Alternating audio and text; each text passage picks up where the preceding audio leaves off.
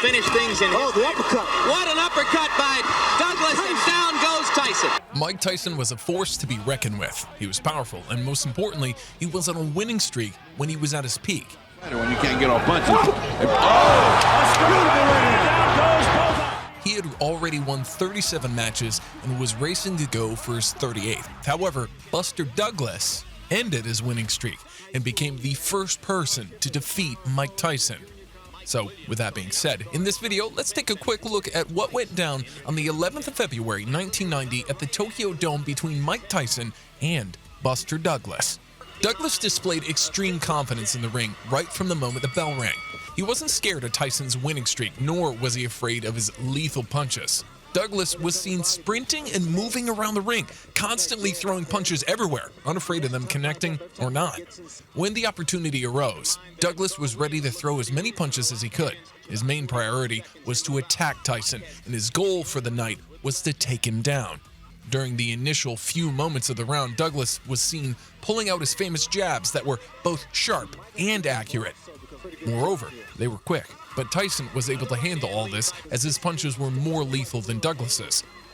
As a result, whenever Tyson attempted to breach Douglas's defenses, Douglas ended up tying him up.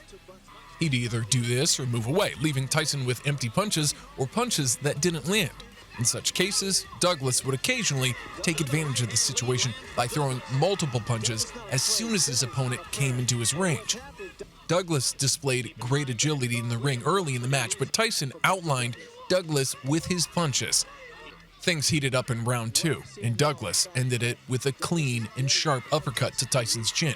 You reach in, that's what another good right hand and a good right uppercut and 2 more good right. Tyson was enraged, and he was ready to bring the rage to the game. It took some time for Tyson to come back to reality after he received that punch to his chin, but once he did, he unleashed his inner beast and seemed to get back to his normal, lethal self.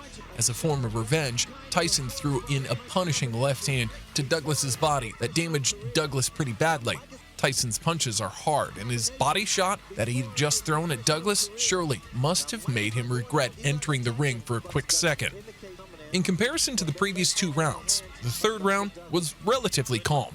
They were cautious, but neither the audience nor the other professionals at the ringside were impressed by their slow performance. As a result, Tyson's cornerman, Jay Bright, yelled at him to speed up the pace of the match. Sugar Ray Leonard was on the ringside doing commentary for this match, taking a step back from what was going on in the ring. Even he felt Tyson was not performing to his full potential that night and stated that it was most likely just one of those days that everyone has when things don't go as planned. Douglas's right hand and jabs were gaining him points during these first few initial rounds of the match. He continued to use these powerful shots of his during the middle rounds of the match and dominated these rounds with class. Tyson threw in his own uppercuts, but that wasn't enough to win him enough points to put him above his opponent on the scorecards. Douglas threw a massive right hand in the 5th round of this match, knocking Tyson out. After a while, it was clear that Tyson was in a bad way, as Douglas's right jabs appeared to have caused Tyson's left eye to well up.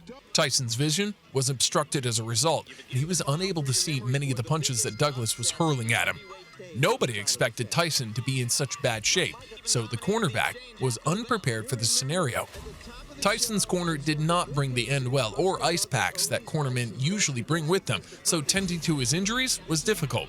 So they came up with a makeshift solution that included using a rubber glove filled with ice water to calm down the swelling on Tyson's face.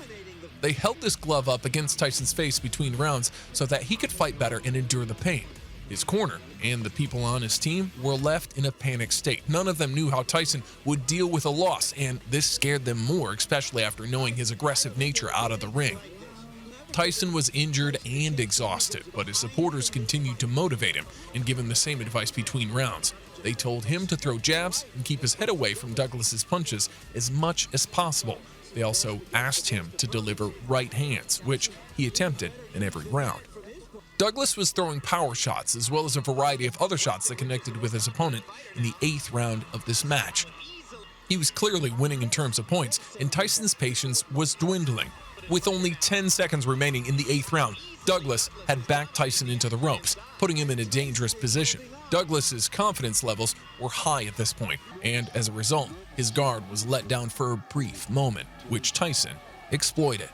Tyson landed a massive right uppercut that knocked Douglas right on the ring floor. Douglas was dazed, but he regained consciousness just in time to beat the countdown. Just after that, the bell rang, and Douglas was fortunate enough to be given enough time to process what had just happened to him.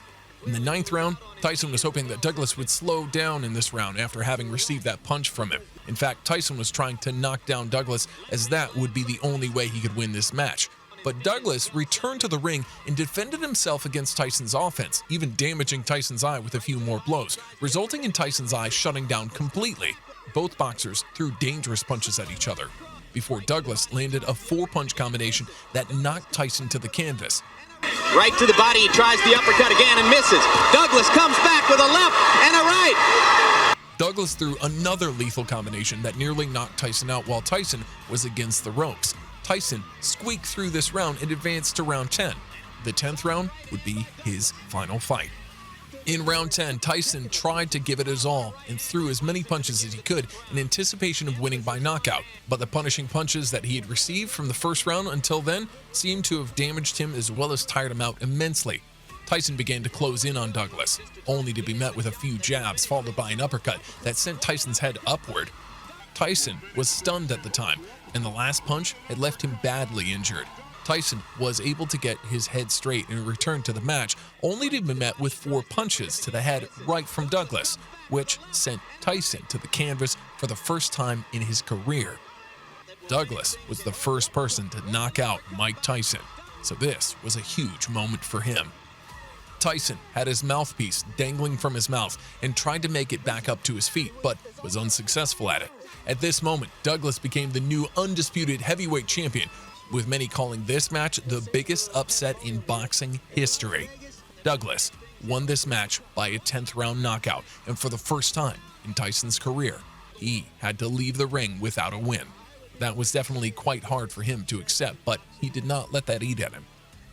And he did come back to fight a few more matches before he retired from the game. Tyson was able to maintain his dignity and fight a few more matches, beginning a new winning streak. But even that came to an end when he was defeated by Evander Holyfield.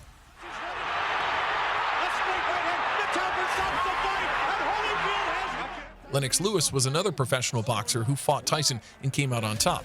Tyson's most recent 2 fights were against Kevin McBride and Danny Williams, both of which he lost.